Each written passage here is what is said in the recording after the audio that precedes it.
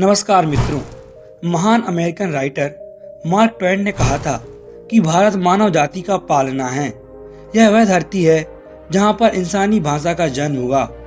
यह धरती इतिहास की माँ है, महान कहानियों की दादी है और परंपराओं की परदादी है। भारत वो धरती है जहां पर इंसानों के इतिहास की सबसे महान और सबसे कलात्मक चीजों का खजाना है। मार्क ट्वेन ने भारत के लिए ये शब्द इसलिए कहे थे क्योंकि भारत ही दुनिया का सबसे प्राचीन सभ्यता वाला देश है और इसने अपने पिछले 1000 सालों के इतिहास में कई उतार चढ़ाव देखे हैं। उनमें से एक है अंग्रेजी हुकूमत का 200 वर्षों तक भारत पर राज करना। लेकिन अंग्रेज तो भारत में 200 साल पहले आए थे। उससे पहले हमारे देश में यानी आज से तकरीबन 300 से 400 साल पहले मुगल साम्राज्य हुआ करता था, जिनका सबूत आज भी हमारे देश में मौजूद है। आज भी भारत के कई ऐसे बड़े बड़े शहर हैं जहां मुसलमानों की संख्या हिंदुओं से ज्यादा या बराबर है। लेकिन कभी आपने सोचा है ये भारत में मौजूद बड़ी बड़ी मस्जिदें, बड़े बड़े दरगाह आखिर भारत में कैसे आए? क्योंकि प्राचीन भारत में सिंधु घाटी सभ्यता के लोग रहते थे, जिन्हें वर्तमान में कुछ लोग हिंदू मानते हैं। तो क्या मुगल भारतीय नहीं थे? अगर थे तो आज ये क्यों कहा जाता है कि मुगलों ने भारत को कई सालों तक गुलाम बना के रखा? और आज क्यों भारत को हिंदू राष्ट्र बनाने की मांग हो रही है, जबकि भारत में सभी धर्मों के लोग निवास करते हैं? आप हमें अपनी राय कमेंट में दीजिए। क्या मुगलों ने भारत में सिर्फ लूटपाट की दृष्टि से राज किया और क्या आज भारत को हिंदू राष्ट्र बन जाना चाहिए? मैं अभी से एक विश्वकर्मा लेकर आया हूँ वो दौर जहाँ भारत में मुगल राज किया करते थे, यानी मुगलों के जमाने का भारत। बस बने रहिए हमारे साथ अंत तक। तो आइए चलते हैं तकरीबन 300 साल पीछे। दोस्तों, ये वो दौर था जब मुगल अपने अंतिम काल में थे, क्योंकि अंग्रेजी हुकूमत भारत पर अपनी बुरी नजर गड़ा चुकी थी। मुगल काल के आखिरी सम्राट रहे बहादुर शाह जफर अंग्रेजों के सामने अब कमजोर पड़ रहे थे। ये वही समय था जब मुगलों की 250 साल की बादशाहत खत्म होने वाली थी।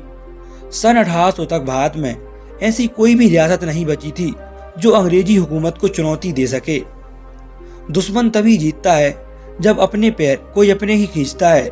ये बात रामायण काल से ही चली आ रही है।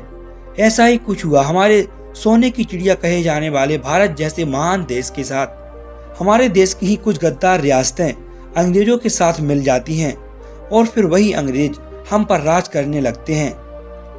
जहां मुगल साम्राज्य अपनी समाप्ति का इंतजार कर रहा था, वहीं दूसरी ओर ब्रिटिश एम्पायर धीरे धीरे उदय हो रहा था। लेकिन उस वक्त भारत के आम लोगों की जिंदगी बहुत ही अलग हुआ करती थी।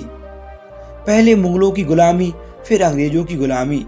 भारत के आम लोगों के जीवन का एक बड़ा समय काल गुलामी में ही निकल गया। ऐसा नहीं था कि उस वक्त भारत के पास पैसा नहीं था। मुगलों के जमाने से पहले ही भारत को सोने की चिड़िया कहा जाता था। उस वक्त आज के पाकिस्तान, अफगानिस्तान, म्यांमार और बांग्लादेश अखंड भारत के हिस्सा हुआ करते थे।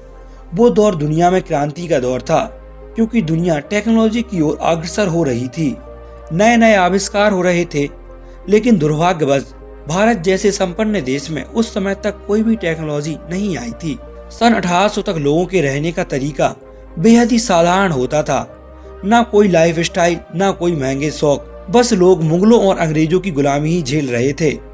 उस जमाने में आम लोगों के पास रहने के लिए कच्चे और बहुत ही साधारण घर हुआ करते थे। आज जहां हम हर काम करने के लिए स्वतंत्र हैं, हमें कुछ भी करना हो उसके लिए सरकार की अनुमति की जरूरत नहीं होती। लेकिन उस दौर में आम लोगों की जिंदगी बहुत ही कठिन थी। मुगलों और अंग्रेजों द्वारा किए गए लूटपाट, हत्याओं और कर वसूली ने लोगों का जीना मुश्किल कर दिया था। उस वक्त अखंड भारत यानी अफगानिस्तान से लेकर म्यांमार तक की आबादी लगभग 16 करोड़ थी। जरा सोचिए उस दौर में आबादी कितनी कम हुआ करती थी। आज अकेले ही भारत देश की आबादी 140 करोड़ है, जो दुनिया में सबसे ऊपर है। अब बात करते हैं मुगलों के दौर में लोगों के पहनावे की। तो उस वक्त भारत के ज्यादातर लोग धोती गमछा ही पहनते थे और कुछ लोग भारतीय कुर्ता भी पहनना पसंद करते थे। सन 1800 की आप इन तस्वीरों को देखिए। ये भारत के आम लोग हैं उस वक्त के, जिनमें आप इनका पहनावा अच्छे से देख सकते हैं। अब जानते हैं उस वक्त लोगों की कमाई का साधन क्या था। आप जानते ही हो, भारत प्राचीन समय से ही कृषि पर निर्भर रहा है। सन 1800 में भारत के ज्यादातर लोग खेती ही किया करते थे। इसके अलावा कुछ ब्रिटिश आर्मी में भी काम किया करते थे। उस दौर में भारत के बड़े बड़े जागीरदारों का राज हुआ करता था, जिनके यहाँ गरीब लोग दिन भर मजदूरी किया करते थे। उनको उनकी मजदूरी भी बहुत ही कम मिलती थी, जिससे वे महज 2 वक्त की रोटी बस खा पाते थे। उस दौर में लोगों के पास मनोरंजन के ज्यादा साधन नहीं थे, जो थे वो सब अंग्रेजों के पास थे। इस वजह से भारत के लोग दिन भर काम करते और शाम को भजन कीर्तन किया करते। जैसा कि 16वीं शताब्दी के पहले भारत में मुगल आए और उन्होंने तकरीबन 300 सालों तक भारत पर राज किया। उनके शासनकाल के दौरान भारत, जो कि एक पहले पूर्ण हिंदू राष्ट्र था, उसमें धीरे धीरे हिंदुओं की कमी होने लगी। अगर भारत में अंग्रेज न आते तो शायद आज भारत में हिंदुओं की संख्या ना के बराबर होती, क्योंकि मुगल एम्पायर को अंग्रेजों ने ही खत्म किया। अब बात करते हैं खेलों की। उस समय भारत में कबड्डी और खो खो जैसे देसी खेल ही खेले जाते थे। उस जमाने में लोगों का खान पान साधारण और शाकाहारी हुआ करता था। मुख्यतः चावल, गेहूं और देसी सब्जियां ही उस दौर में चलन में थीं।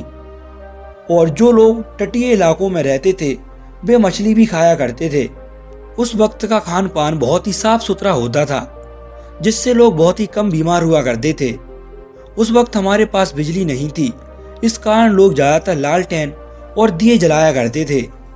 उस वक्त खेती भी खुद हाथ के बने हर वक्कर से हुआ करती थी, जिसमें समय और मेहनत दोनों ज्यादा लगती थी, जिससे उस दौर का आदमी इतना थक जाता था कि ना तो उसे किसी बिस्तर और ना ही किसी पंखे की जरूरत होती थी। वो घर पर आते ही सो जाता था। आज से 300 साल पहले भारत में छुआछूत तो बहुत ज्यादा था, लेकिन जातीय व्यवस्था बिल्कुल सही थी। लोग अपनी जाति के अनुसार ही काम किया करते थे। जैसे सोनार सोने का काम, लोहार लोहे का काम और ब्राह्मण पूजा पाठ किया करते थे। उस वक्त कम्युनिकेशन का कोई भी साधन नहीं था, केवल पत्र उस दौर में मुख्य साधन होता था और यातायात भी उस वक्त बहुत ही धीमा था।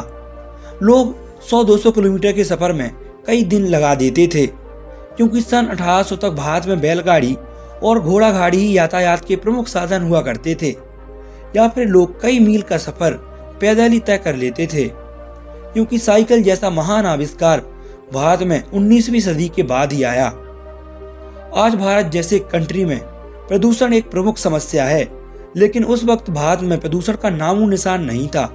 चारों तरफ पेड़ पौधे, बड़े बड़े जंगल मौजूद थे, जो कि आज के विकसित इंसानियत ने अपने विकास के तले सब कुछ खत्म कर दिया है। आज जहां मेडिकल साइंस आसमान छू रहा है और बड़ी बड़ी बीमारियों को साइंस बोना साबित कर रही है, लेकिन उस दौर में एक छोटी सी बीमारी भी एक महामारी कहलाती थी। हालांकि उस दौर में लोग कम बीमार पड़ते थे। 18वीं शताब्दी के पहले तक भारतीय लोग ग्रामीण क्षेत्रों में निवास करते थे। उस दौर में शहरों का विकास तेजी से धीरे धीरे हो रहा था। आज जो काम हम मशीनों से तुरंत कर लेते हैं, उस वक्त लोग यही काम अपने हाथों से किया करते थे। आज से 300 साल पहले लोग शहर की मीलों में मजदूरी किया करते थे। उस जमाने में मजदूरी भी आने में मिलती थी। जैसे जैसे अंग्रेजों ने भारत में वक्त गुजारा, वैसे वैसे भारत की आर्थिक स्थिति गिरती गई और जब सन 1947 में भारत आजाद हुआ, तब तक अंग्रेजों ने भारत के पास से पहनने के लिए कपड़ा तक नहीं छोड़ा। भारत का पूरा प्राचीन खजाना अंग्रेज लूट कर ले गए, क्योंकि देश को आजाद होने में बहुत ही समय लग गया। भारत अगर आजादी से 50 साल पहले आजाद हुआ होता तो शायद आज हम 50 साल आगे और पूर्णतः विकसित राष्ट्र होते। हम जो आज कर रहे हैं वो शायद 50 साल पहले ही कर चुके होते। भारत की इस दुर्दशा का कारण मुगल हैं, जो भारत में कई सौ सालों तक राज करते रहे, या फिर अंग्रेज, जिन्होंने भारत को बर्बाद कर दिया। आप अपनी राय हमें कमेंट में जरूर दीजिए। क्योंकि आज मुसलमानों से नफरत करना ट्रेंड बनता जा रहा है, क्या ये ट्रेंड सही है? भारत जैसे देश के लिए ये ट्रेंड कितना हानिकारक साबित हो सकता है, ये आप लोग नहीं जानते। भारत को बांटने की कोशिश की जा रही है। आज की कहानी में बस इतना ही। वीडियो अच्छी लगी हो तो चैनल को सब्सक्राइब कर लीजिए और वीडियो को लाइक कर दीजिए। मिलते हैं आपको एक और ऐसी ही वीडियो में, तब तक के लिए धन्यवाद।